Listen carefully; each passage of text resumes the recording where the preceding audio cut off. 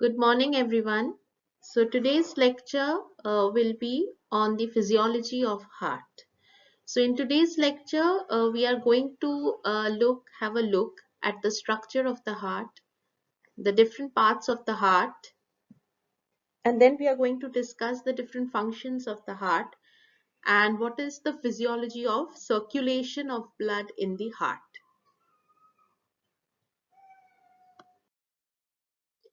Now, the main objectives of today's lecture will be structure of the heart. As I said, that we are first going to discuss about the heart's structure. Second, we are going to discuss about the different valves which are present in the heart. Third, we are going to study about the different chambers in the heart. And lastly, we are going to discuss about the physiology of the circulation where the heart is involved. So, coming to the basics of the heart that we are going to discuss. Now, this is the structure of the heart that we can see on the left. And when we say structure of the heart, we say that heart as such, it can have different types of viewpoints. Either it can have a posterior viewpoint, it can have an anterior viewpoint. That is, if we visualize the heart from the front, or we can also visualize the heart from the back. So there are two possible viewing positions of the heart. Okay. And as we can see that when we look at the structure of the heart in the first instant, it appears to be very complicated because there are so many things, there are so many labeling. But mainly that we are interested in, we can see that, there is an atrium, that is the upper portion of the heart. As you can see that there is a flap-like structure here in both the places. Okay, now these flap-like structures, they are the valves, okay, which are present in the heart. And these valves, they separate the upper section from the lower section. Now the upper sections of the heart, they are called atria, right atrium and left atrium. And the lower sections of the heart, they are known as ventricles. So we can have right ventricle and we can have left ventricle. Now we can see that there is also the concept of the arteries and the veins. Now arteries are responsible for carrying the oxygenated blood throughout the body, and that is why it is marked in red. And the veins, they're responsible for carrying the deoxygenated blood, and that is why it is marked in blue. Now, as I said that these flaps which are present, these are known as the valves. So we can have different valves. We will come to that. And these valves, they help in the unidirectional flow of the blood. Now, this is in very short the basic structure, or in nutshell the structure of the heart. Now, as I said that the heart is made up of three walls. Okay, there are three layers of the heart. So that is the first, second and the third. Can we see that there is a fine outer layering, then there is a light blue colored layering, and then there is a pink colored layering. Okay, so these are the three different walls of the heart. Now the heart is enclosed in a protective sac which is called pericardium, and it also contains a small amount of fluid. So the heart in human bodies, they are actually first present inside a sac kind of a thing which is known as pericardium. Now, the wall of the heart is made up of three different layers. First, we have is the epicardium, myocardium, and endocardium. So, pericardium is the wall in totality, and this pericardium wall inside which the heart is present is again subdivided into three sections. They are the epicardium, myocardium, and endocardium. Now, epicardium, it is a serous membrane covering the heart. So, that is the outermost membrane that we have.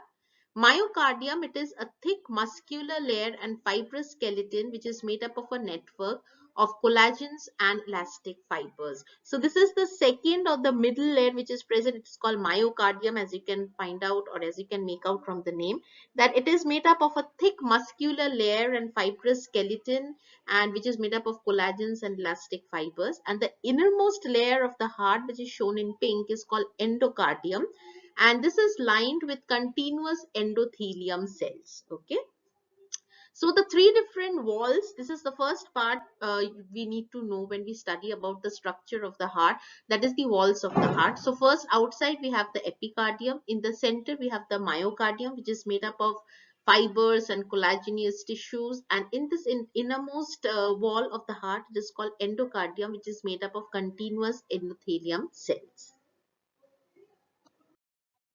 Now, once we have understood about the walls of the heart, the next we go on to the chambers of the heart.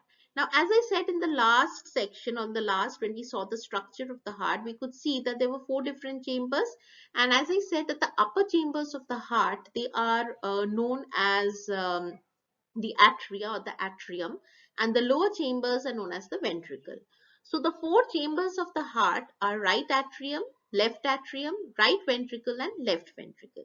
Now here we see the heart in two different positions or two different viewpoints. The first is the anterior viewpoint and the other is the posterior viewpoint. Now here we can see that in the anterior viewpoint, we can very well see that here is a right auricle, or we can also call them the right atrium, and there is the the right ventricle. Okay, so this is the right part of the heart, right ventricle. Ventricle is always the lower chamber of the heart, which is present on the right hand side. If it is present on the right hand side and it is the lower chamber of the heart, then it is known as the ventricle. And the upper chamber of the heart, which is present on the right hand side, it is known as the atrium. So you have the right atrium, and then we also have the right ventricle. Okay, similarly, when we see the posterior view, we will be able to see very clearly that this is the left atrium and there is a left ventricle. Okay, so this is the other part of the heart. Okay, so this is the right part of the heart and this is the left part of the heart. So you have the right atrium and right ventricle, and we can also have the left atrium and the left ventricle. Okay, so these are primarily the four different chambers of the heart, that the uppermost chambers, right and left, these are called atria, and the lowermost chambers, left and right, these are known as the ventricles. So the four chambers of the heart in totality are the right atrium, right ventricle, and left ventricle.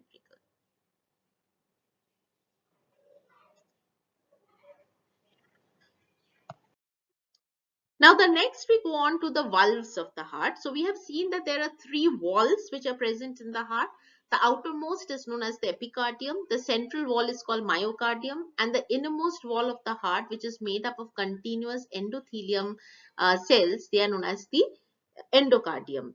Now, once we have studied about the walls of the heart, the next important thing about the heart are the chambers, and that the heart is made up of four different chambers. There are two upper chambers and two lower chambers, and the upper chambers are the right and the left atrium, and the lower chambers are the right and the left ventricle. Now, once we have understood about the chambers of the heart, the next thing that we go on to are the valves of the heart. So, in the first structure, when we had seen, as I said, that there are flap-like structures which are present at the junction of the atria and the ventricle. On both, in between the right atria and right ventricle, and in between the left atria and left ventricle. So, they are thin, muscular, very paper thin muscular flap-like structures which separates the upper atria from the lower ventricle. They're both right atria. So there are basically two pairs of flaps or valves, and they are basically present in between the atria and the ventricle. And what is the main function of this valves is, these valves, they help in the unidirectional flow of substances, and it prevents the backflow. So it allows substances to flow maybe from the atria to the ventricle, but the vice versa is not true. It will not allow substances to backflow from ventricle to atria. So what are heart valves? Heart valves are paper thin muscular flap like structure, which you can open and close, which opens and closes and helps in the unidirectional flow of blood in the heart. Okay, so obviously, so they are flap like structure which opens and closes just like any kind of a lid on a bottle, and it helps in the unidirectional flow of the blood in the heart. Now generally when there is an opening, if something can go from A to B, there is also a possibility that it can go from B to A. But the function and the speciality of these valves which are present in the heart is that they allow unidirectional flow of blood in the heart. Now, the four different valves which are present in the heart are mitral valve, it is also known as the bicuspid valve, tricuspid valve, aortic valve, and pulmonary valve. Now here we can see the structure of these valves which are present. Now here you can see that this is a tricuspid valve which is present, this is an aortic valve, this is a pulmonary valve, and this is a bicuspid valve.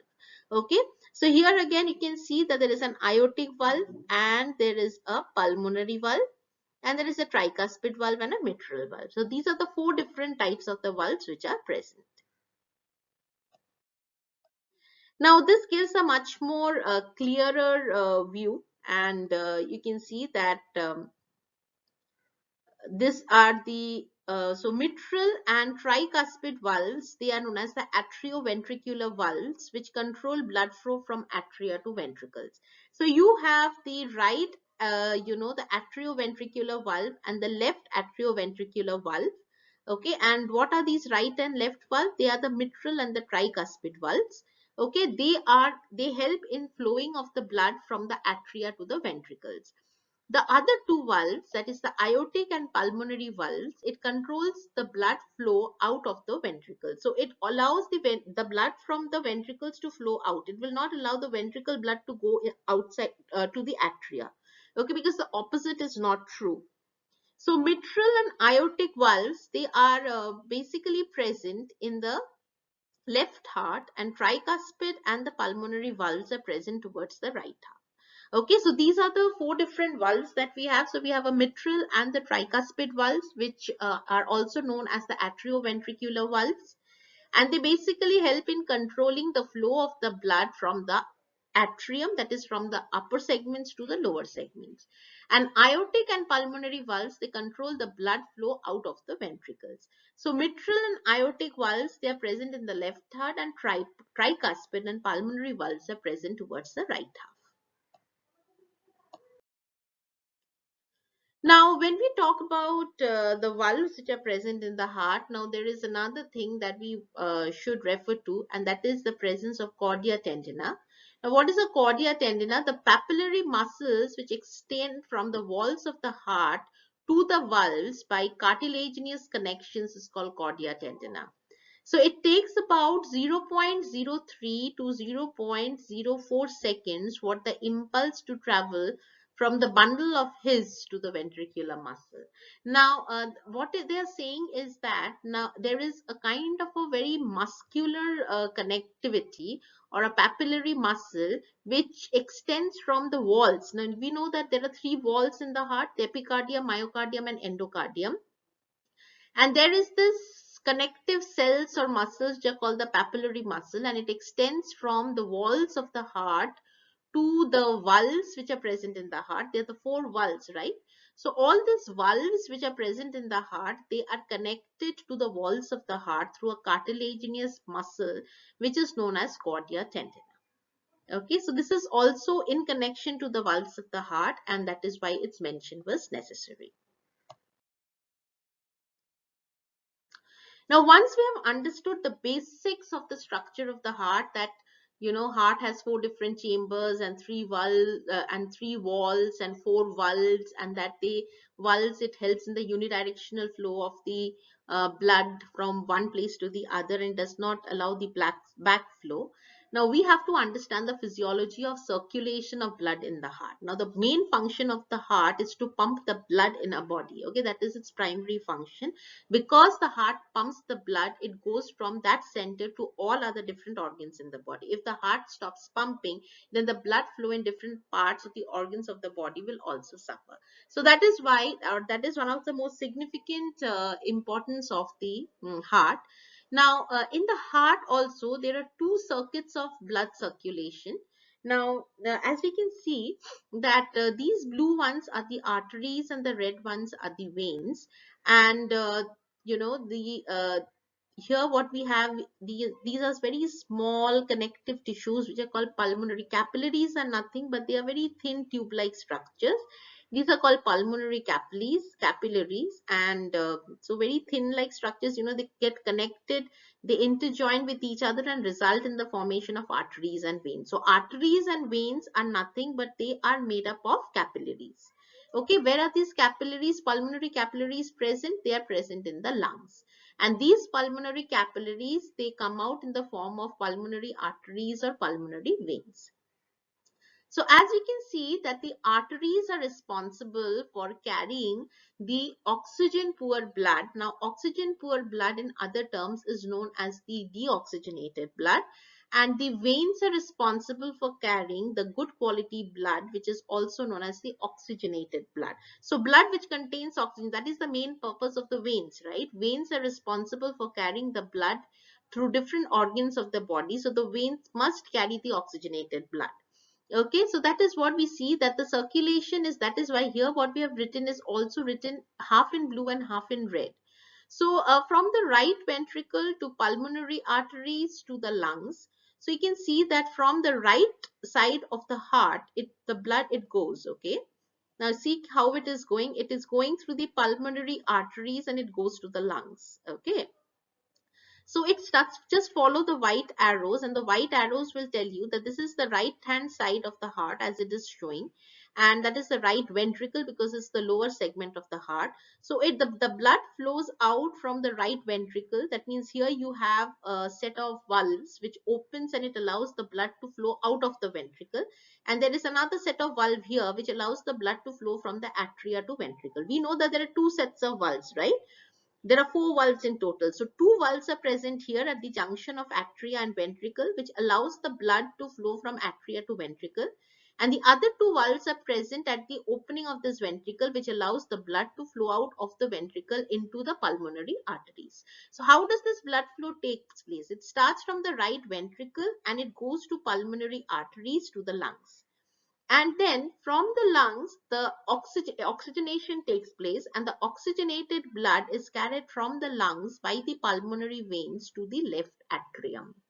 Okay, so starting from ventricle, so the deoxygenated blood or the poor quality blood or the oxygenless blood, it moves out of ventricle through this pair of valves, goes to the pulmonary arteries to the lungs, where this deoxygenated blood is oxygenated, it is purified, and the purified and oxygenated blood is carried by the pulmonary veins to the right atrium.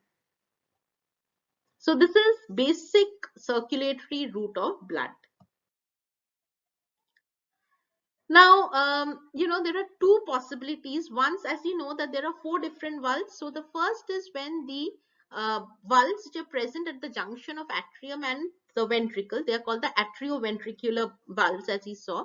So AV is the atrioventricular valves. They open and pulmonary valves close. That is the one set of valve which is present at the junction of the atria and ventricle. They are known as the atrioventricular valve. So when they open, the other set of valves they close because both the valves cannot open at the same time. Okay, so when the AV valve open, what happens is blood flows from the atria to the ventricle.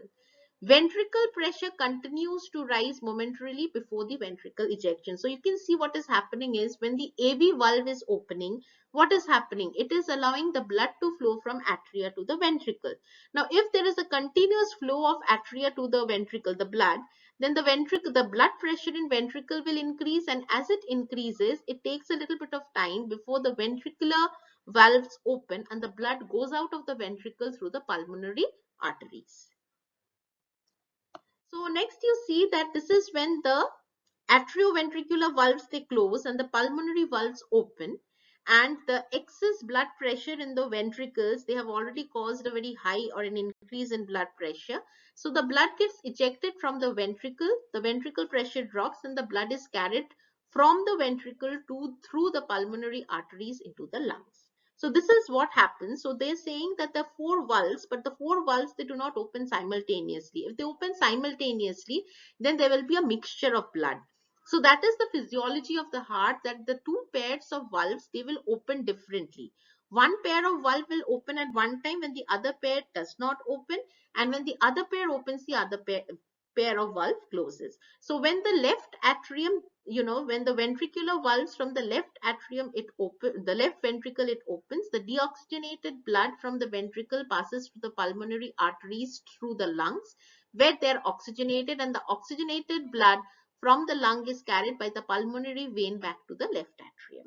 And then the atrioventricular valves open and that oxygenated blood comes into the ventricles. So this is how, the blood keeps on circulating in the heart through the atrium, ventricles, capillaries, that is the arteries and the veins. Now, pathway of blood flow through heart. Now, obviously, there are two types of circulation. As I said, there is half and half. So, one is the systemic circulation and the other is the pulmonary circulation. So, what is systemic circulation? Now, systemic circulation, it carries the oxygenated blood from the left ventricle through the arteries to the capillaries in the tissues of the body. Now, from the tissue capillaries, the deoxygenated blood returns through a system of veins to the right atrium of the heart. The systemic circulation provides the functional blood supply to all the body tissues. It carries oxygen and nutrients to the cells and picks up carbon dioxide and waste products. And what is pulmonary circulation? Pulmonary circulation is the portion of the circulatory system which carries the deoxygenated blood away from the right ventricle to the lungs and returns the oxygenated blood to the left atrium and ventricle of the heart. So it happens simultaneous. So you see that the pulmonary circulation is the one where the deoxygenated blood is carried from the right ventricle through the pulmonary arteries to the lungs, and where they get oxygenated, and the oxygenated blood is carried through the pulmonary veins to the left atrium. And systemic circulation is when the oxygenated blood from the left ventricle, this is from the pulmonary circulation, starts from the right ventricle, and systemic circulation, it starts from the left ventricle. So obviously if it is going from the left ventricle, it goes through the arteries to the capillaries in the tissue, where it gets oxygenated and where it gets deoxygenated, and the deoxygenated blood, it returns through a system of veins through the right atrium. So one is starting from the right ventricle ending in left atrium, and the other is starting from left ventricle finishing in right atrium. So one is called the systemic circulation and the other is called the pulmonary circulation.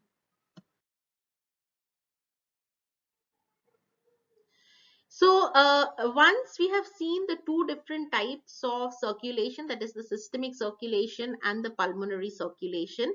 Now here we have a pathway of blood flow through the heart. Now here we can see a diagram on the left with a lot of labelings, a lot of numbering, and each number corresponds to a certain feature. So number 1, if you see here, so blood enters the right atrium from the superior and inferior vena cava. So they are nothing but they are the veins, okay?